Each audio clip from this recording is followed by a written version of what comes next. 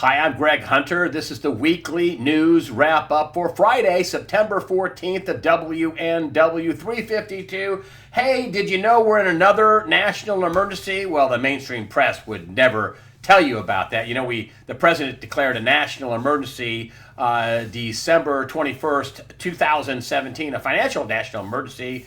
And also, it was about the corruption and blocking the property of people who are corrupt and people who are engaged in human rights abuses, human trafficking. We have a new executive order that just came out this past week, and let me just give you the title. I'm just going to hold it up. It's on whitehouse.gov. It was September 12, 2018.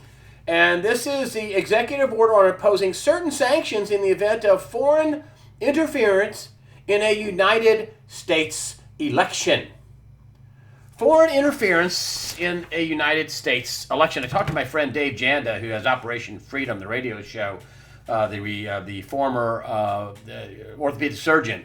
And he says, listen, this is to me is a shot across the bow of the New World Order, the deep state, and all those guys. I agree. And let me drill down in here for you, just so you know what kind of a deal this is.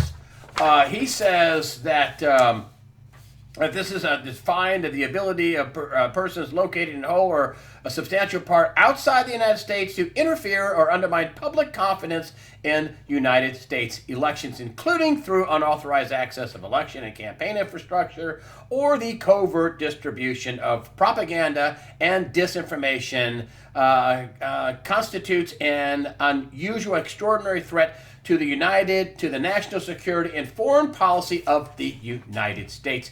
He goes on to, and here it is right here, he declares a national emergency to deal with this threat. It's a national emergency, folks. Let me just drill down here a little bit. If any foreign interference involves activities targeting the infrastructure or pertaining to a political organization, campaign, or a candidate to the extent to which such activities materially affect the security or integrity of that infrastructure, including by unauthorized access. Unauthorized, you mean by illegal aliens? Isn't that foreigners involved in our elections? Illegal aliens that the New World Order is pushing in droves across the border. We had a 68% spike in illegal aliens coming across the border, the southern border, including by unauthorized access to disclosure or threaten to disclosure of or alteration or falsification of information or data. A falsification of information or data. You know, man, like saying that you have the right to vote and you don't. That's a false statement. They're talking about blocking the property of these people. And this is, and listen up, folks. Again, just listen up to this. This is a multi-page deal here. I'm down to page, what number are you? 4 of 10. Let me just, to directly or indirectly engage in sponsoring, concealed, or otherwise been complicit in foreign interference in the United States election. And it goes on to have materially assisted, sponsored, provided financial material, or technological support for or goods or services to or in support of any activity described in this executive order. So what about the revelation that Google helped illegal aliens go to vote? One of the executives called it a silent donation. Is that in there too? You know, folks, we had at least 2 international spy agencies involved in trying to undermine the President of the United States and remove him from office. That's what they're trying to do. Frame him, smear his campaign, make him out to be a Russian spy, a traitor, and all the people underneath them to do that. Okay? And the people in the UK intelligence services were helping the Obama administration. People in Australia were helping the Obama administration. The Five Eyes includes the United States. It's a intelligence cooperative. The United States, Canada, New Zealand, Australia, and the UK. And I think at least 2 of those, the UK and Australia, and maybe Canada because of Justin Trudeau and how he treats Donald Trump, but at least 2 factually were involved in undermining the president. This is not a far stretch. Do you think the people that George Soros works for, and yes, he works for people, foreigners, do you think the people he works for might want to interfere in our elections? And again, all the illegal aliens. They say that illegal alien voting gives the Democrats 20, 30 House seats. That's outrageous. So Donald Trump is ramping it up early and often, and this has become, they tried to do it the nice way with the voter integrity a group of people that he put together to try to get to the bottom of the election fraud and voter fraud in multiple states. Went, oh, no, we're not going to help you. So now it's a national security issue that involves the Division of Homeland Security, the Department of Justice, and other folks. Dan Coates is involved, Director of National Security. Lots of people are involved in making sure to try to prevent any of this going on. Do you think Mexico might be helping its citizens, which come across the border illegally, which makes them illegal aliens? Do you think Mexico might be helping their citizens? You bet. Well, this punishes them, this executive order. Everybody is being put on notice. And here I wanted to get up with this leaked video, Google leaders dismayed reaction to Trump election. Co-founder of Google, Sergey Brin, can be heard comparing Trump supporters to fascists and extremists. I mean, the National Socialists are the fascists. Socialists are the fascists. Fascism is a form of socialism. Asked the company to consider what it can do to ensure better quality of governance and decision-making. And then they're sitting there, oh, we all need a hug. This is in the aftermath of all this. Now, let me get this out right away before I go on to my other stuff here. This is what Google says. They responded to this release for Breitbart. Google responds to Breitbart.com. They released the video. Somebody sent it to Breitbart, and they released this hour-long video. I watched a lot of it. I didn't watch all of it, but boy, it was sickening, and the bias reeked in bias. And James Damore, he was writing about how he didn't like the progressive angle and the one-sidedness of the company. They fired him. He's suing them for discrimination, James Damore. But here is Google response. Nothing was said at that meeting or any other meeting to suggest that any political bias ever influences the way we build or operate our products. To the contrary, our products are built for everyone, not James Damore, and we design them with extraordinary care to be trustworthy source of information for everyone without regard to political viewpoint. If you watch that video, it's completely one-sided. It's completely, in my opinion, biased. Many people in the Hillary Clinton campaign went to work for Google. Many people in Google went to work for Hillary Clinton, vice versa. Remember the silent donation about getting Latinos to vote for Hillary to give Hillary an edge? That was reported. Does this executive order cover that as well? I think it probably does. He's using this, Donald Trump, using this Russia hoax that made him and his campaign out to be traitors when it's totally false, fake, phony information. The real traitors, the real people influencing the election was the DOJ, FBI, CIA, State Department. Those people, the White House, they were influencing the election, not the Trump campaign with the Russians. The Russians did cooperate with the Hillary Clinton and her phony dossier that they then used for fraudulent FISA applications. They're all going down. They're all going down. But before I go on, in this video, they wanted to stop nationalism. These people came off like New World Order shills. Tried to boost the turnout, as I said, for Hillary Clinton with Latinos. Sergey Brin, one of the co-founders, praised increasing donations to progressives. That's what the Nazis called themselves in the 30s. That's a fact, folks. This idea, fascist, that's a form of socialism. National Socialist German Workers' Party was the actual name of the Nazi party. That was too long. They cut it to National Socialist. That was too long, so they got it to Nazis. The Klan is also an invention of the Democrats as well. They own that. And of course, I talked about James Damore, who would say the company is not is not fair and listen to all viewpoints and doesn't care about the political views. That's not true. Not according to James Damore in his lawsuit. So, what we have here is something pretty evil. And would there be foreign countries that would want Donald Trump out of office? Would foreign countries would they want to have Donald Trump out of office? Well, yeah. How about the countries that signed on to the fraud of the Iran deal? And now John Kerry, and these guys got some kahunas, man. Now John Kerry reportedly meeting with Iran to salvage nuke deal with rogue diplomacy. Former Secretary of State John Kerry disclosed that he's been conducting rogue diplomacy with top Iranian officials. They're number one on the state-sponsored terrorism list at his former State Department. Iranian officials to salvage the landmark nuclear deal. Let's stop right there. To salvage the landmark nuclear deal. Listen, I'm not going to go on and on about but it was not signed. That's a fact. His State Department, a woman by the name of Lisa Freifel, sent Mike Pompeo, who was a congressman at the time in Kansas, who later became CIA director, now is the Secretary of State. She sent him a letter saying it's not signed. It's an agreement. It's not signed. It's not signed. There was no deal. Also, according to my friend Dave Janda and his sources, pallets and pallets, billions of dollars was flown in by C-130s to Tehran. This was a fraud. Cash is a sure sign of fraud. Now, let's get to the people that would like to eject Trump. The people that signed on to this deal, the French, UK, Germany, they all signed on to this fraud.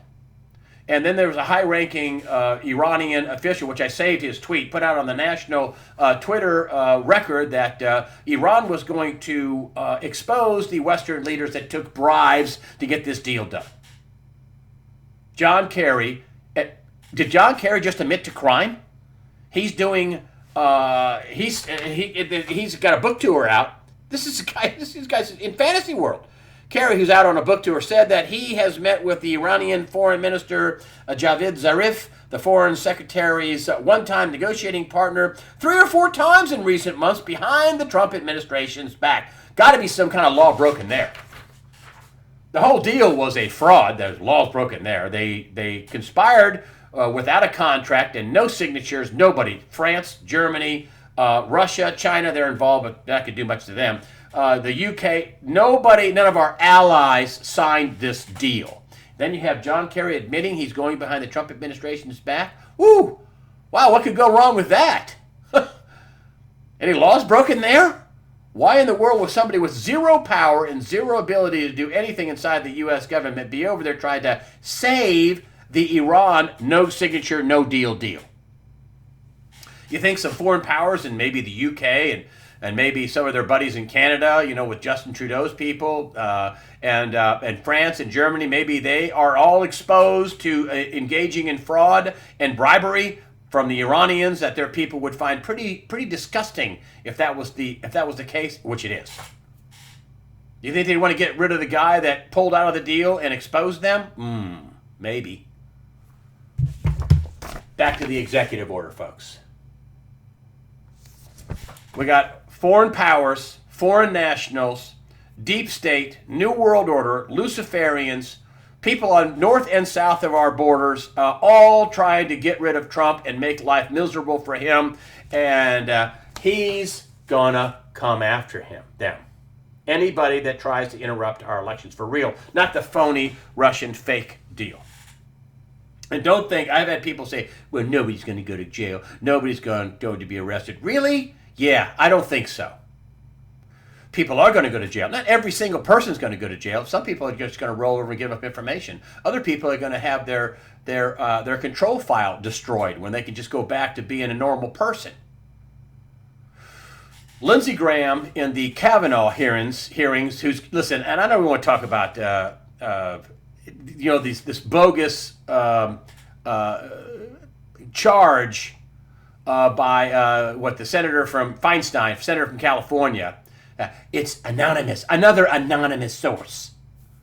That somehow they're going to try to derail Kavanaugh's, him being put in on the Supreme Court. It's going to happen. The FBI is not going to look into this issue. They think it's bogus too. He's going to be confirmed. And Mitch McConnell says he's going to be confirmed. He's going to be confirmed. That's their nightmare. They're going to have a solid 5-4 court. No more Kennedy. No more Mr. Wishy-washy, Mr. I'm going to vote for, well, all the stuff that matters to the conservatives, I'm not going to vote for. All the stuff that really matters to the progressives and the communist, Nazi, Marxists, New World Order Luciferians, yeah, I'm going to say yes to that. That's Kennedy. But Lindsey Graham brought this up, who's not really been a fan of Trump's, although he is lately, and I don't know if he got changed or rolled over or turned or whatever, but he brought up the military tribunal thing. Said that we were in a state of war, been in a state of war since shortly after 9/11. State of war. That's a term, state of war. That means, in some cases, military law applies. And he asked Kavanaugh straight up, can civilians be tried in military court? Yes, they can, says Kavanaugh. There's legal precedent. They did that in World War II with Nazi sympathizers, and some got put to death as the conversation goes on. The mainstream press hasn't even brought this up. I don't know of any time, I talked about this with Jay Janda. He says, I couldn't find any time where they ever brought up military tribunals in a Supreme Court confirmation hearing. But they did in the year. Your rotten propaganda, corrupt, bought and paid for mainstream media ignored it. They lied by omission. It's coming, folks. It is coming. We are in a state of war. Military tribunals are coming. This is not a small thing, as I've lined out before. Top people on the FBI and DOJ, like 25 have already left. They're going down. They're going to jail. The CIA is involved. The Director of National Intelligence is involved. Said the president is involved, according to his former Director of National Intelligence, James Clapper. Said it's all basically Obama tasked us to do this, including the Mueller investigation. We wouldn't have done it if it wouldn't have been for him. And then this revelation now comes out with the Strzok Page tests on I kid you not, you cannot make this up, a media leak strategy. You might as well just say tons of felonies for us strategy, because that's what it is. And this is the headline, Trump responds to Strzok Page texts on media leak strategy. He said it was a witch hunt from the beginning, and boom, he's been proven right. They actually put this phrase, media leak strategy, in text. News, Strzok Page text reveal media leak strategies to the president. Fox News, so terrible. Nothing is being done at the DOJ and FBI. I think he's just playing us. There is something being done. But the world is watching, and they get it completely, the president wrote on his Twitter account. Now, listen, this is Congressman Mark Meadows wrote. And then this is a little long, but I want to read this to you. Meadows' letter, he wrote a letter, and it said, notes that the Washington Post, one of the people that were leaked to, one of the entities, Washington Post, the other New York Times, and others. And I'll give you a little analysis as a reporter on this. Washington Post, New York Times, because, moo moo, as soon as they put that out and everybody follows them, like a herd of cows. Washington Post wrote a story on April 11, 2017 about FBI receiving a FISA warrant. That's the Foreign Intelligence Surveillance Act, FISA FISC court. FISA warrant to monitor Carter Page, and that it had convinced a judge there was probable cause to believe Page was acting as an agent of a foreign power, in this case, Russia. Let me stop right there. That was a huge lie. Flat out, proven, huge lie. Frame job, huge lie. The message should lead to a reasonable person. This is Mark Meadows again, Congressman Mark Meadows from North Carolina. The message should lead to a reasonable person to question whether there was a sincere desire to investigate wrongdoing or to place derogatory information in the media to justify a continued probe, Meadows wrote in a letter. Let me just go on, because Strzok's attorney said, oh no, well, the media leak strategy was to stop the leaks. Oh, really?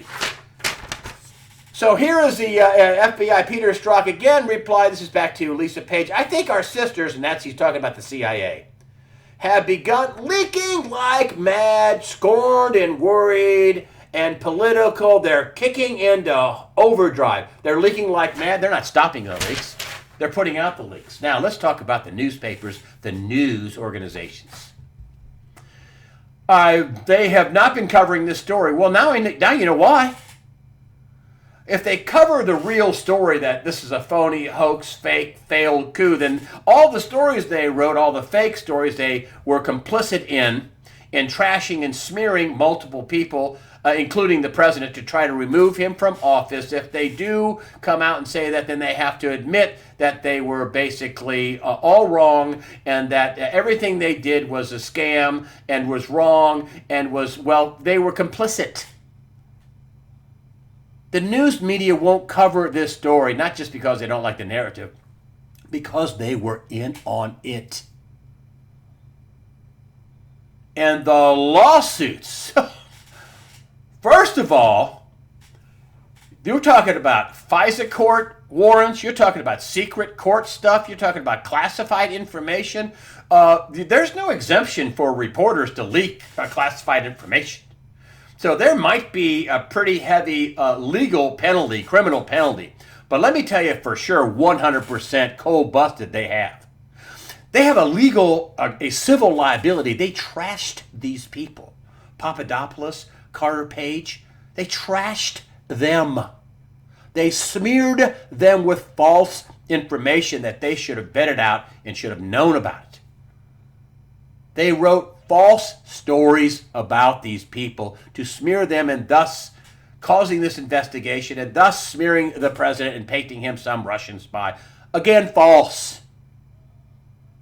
When I was a reporter, I had two big hurdles. Number one, first and foremost, is it true? Is the information somebody giving me, is it true? It better be true. It better be right. Your story better not change. I mean, if you tell me something that's $800,000, but it's $799,000, okay, close enough. But it better be true, spot on the money, true. This was not true. Number two, motivation. These guys should have been asking, why are we being leaked FISA court information? We're being leaked, in some cases, classified, secretive information. Why? What's the motivation for that they were used? And it ain't. And what they would like to tell you, the reporters can be sued. Really? No. If you're a shareholder of the New York Times and the Washington Post, sell.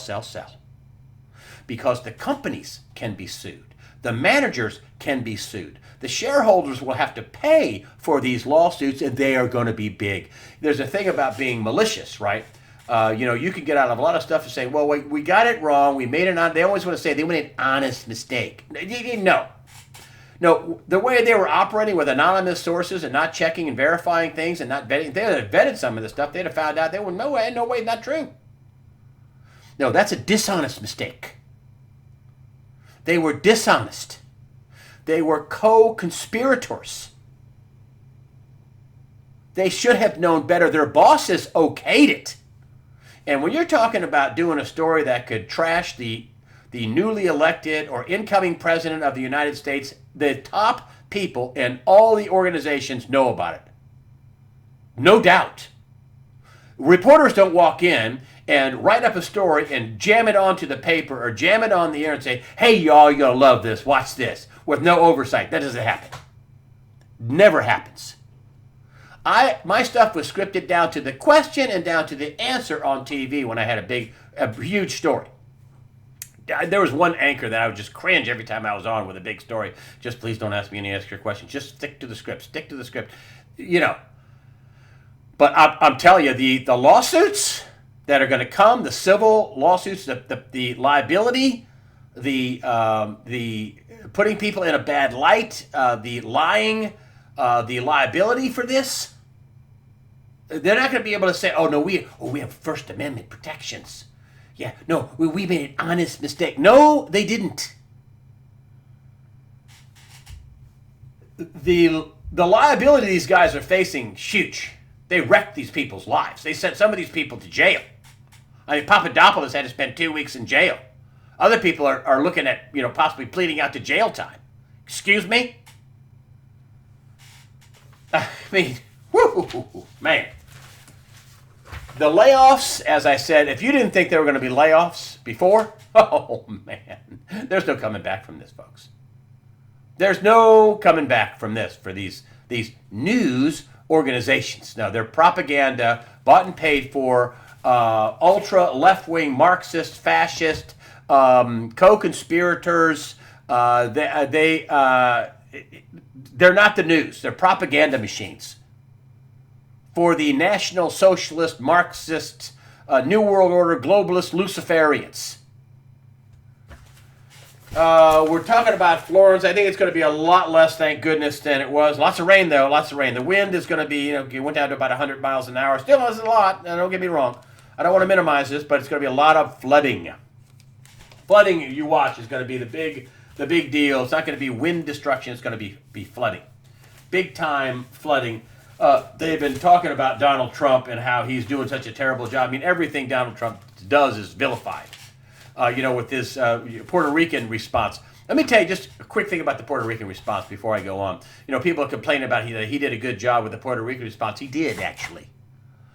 The Puerto Ricans were so in the hole from their crooked leadership. They, in 2016, just before the end of the year, they all patted themselves on the back, and gave themselves about $120 million between them bonus for all the government workers. And then in the next year, 2017, they proceeded to default on $74 billion in bond debt. They didn't have any money. The response was slow because the people there, their own government, didn't have any money. They blew it all. They were corrupt. They stole it all. They screwed everybody in the Puerto Rican territory. They mismanaged and committed fraud. I mean, they had $74 billion in bond debt, right? That's a huge number. North Carolina has, $5 billion maybe in bond debt, and they got 10.5 million people. Puerto Rico has 3.5 million people and $74 billion in bond debt. Fraud! So when this hurricane hit, they didn't have any money. They sure the heck weren't going to borrow any money. They just defaulted on $74 billion. And so they had to wait for the federal government to give a response. They were so in the hole and had no money and so broke and leadership so crooked and busted and fraudulent that they had to wait for the federal government. So they blamed it on Trump. Then when the stuff gets there, the people who are in the government, the same fraudsters, are taking the stuff and selling it and black marketing it and stopping it from going to the people and not letting it get throughout the whole island of Puerto Rico. Trump did a good job with that. Now what they're saying is that, they're giving him a hard time, and we have plenty of stuff. He's ready to go. It's hard to stop flooding. It's very hard to deal with flooding property. But one of the things I wanted to bring out, I saw this on Hannity. I would give him credit for this. And this is BP 2018 BP study of 10 countries with the largest reductions and increases in CO2 emissions. I mean, that's what this global warming, climate change garbage is all about. Let's get in here with me. Come on, I'll show it to you. Look right here, okay? Look right here. See? America. It's had the biggest reduction of greenhouse gases of any country on the planet. And remember I told you about this Paris Climate Accord? About how India and China were going to continue to pollute? Here we go. What are the two countries with the most increases? The most increases in greenhouse gas? Well, India and China. Paris Climate Accord. We're worried about the environment. We're worried about the greenhouse gases and climate change. So we're going to have America suffer and pay for this. Meanwhile, we're going to allow China and India to pollute all they want until the year 2030. It's such a dire thing. We're going to let them continue to pollute and have all the greenhouse gases they want until the year 2030. 2.7 billion people between the two countries? Yeah, that's a real effort to try to cut greenhouse gases, right? Yeah, let somebody pollute for the next 13 years. 12 years now. So that's just a bunch of horse hooey. And it's so ridiculous Donald Trump calls the hurricane. It's Donald Trump. He's the reason why it's just unbelievable. These people are desperate and loopy. I mean, if you want to go after somebody for something real. The economy. I just want to bring this up real quick. I don't want to listen, there's a lot of good news in the economy, and thank goodness for Donald Trump. I want to say that. I want to keep saying that. But he walked into office with $20 trillion in debt, roughly. 19 trillion, something like that. 20 trillion, close enough. He didn't, I don't think, know about the 21 additional trillion at the Department of Defense and Housing and Urban Development that is now a national security issue. You can't find out about that. I'm going to have Catherine Austin Fitts on for the early Sunday release to talk about the 21 trillion, talk about China, talk about big trends. She's smart person. I mean, every time I talk to her, I just feel like, oh gosh, I'm stupid. But anyway, I want to bring this up about the economy. Federal Reserve, stunning admission. This is Eric Rosengren, president of the Federal Reserve Bank of Boston. Monetary buffers have been depleted. What monetary buffers? Well, let's see. The first person to bring this up, I got to tell you, is Michael Pinto. He brought this up a year ago. So he says, the next time we have a problem, we're not going to be able to cut interest rates all that much. I said, we started at 5.5% last time and cut it down to, 0 to 0.25%. Now what is it? What is the Fed funds rate, the key rate, Fed funds rate? Was it 5.5% in 2008, and they cut it down to 0.25% eventually. Well, now the Fed funds rate is 1.75%, roughly, maybe a little more, between 1.75% and 2%, is how they like to say it. How much can they cut interest rates? I don't know, 1.25%, 1.5%?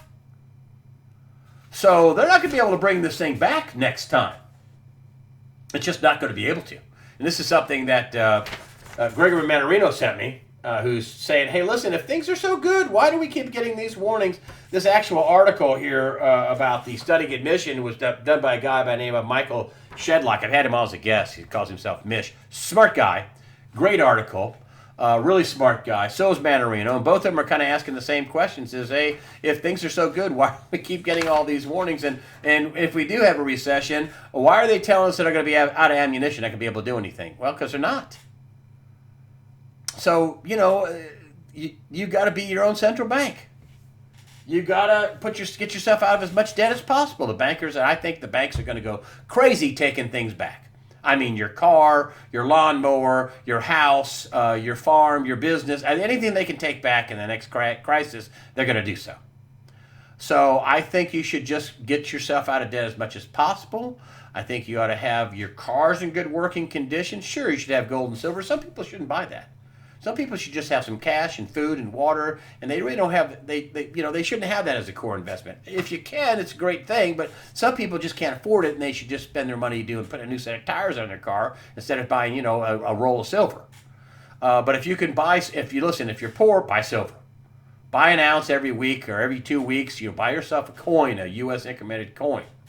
Is my best advice to you. But before you do that, get yourself out of debt. Get yourself food, water, get yourself stuff that'll only go up in price and that you can keep and that can help you. I mean, we have a hurricane bearing down here in North Carolina. Everybody was at the gas station filling up. My local Costco ran out of water. Boom. You walk in the door, we're out of water. Maybe, and that's a hurricane. That's something they could track in.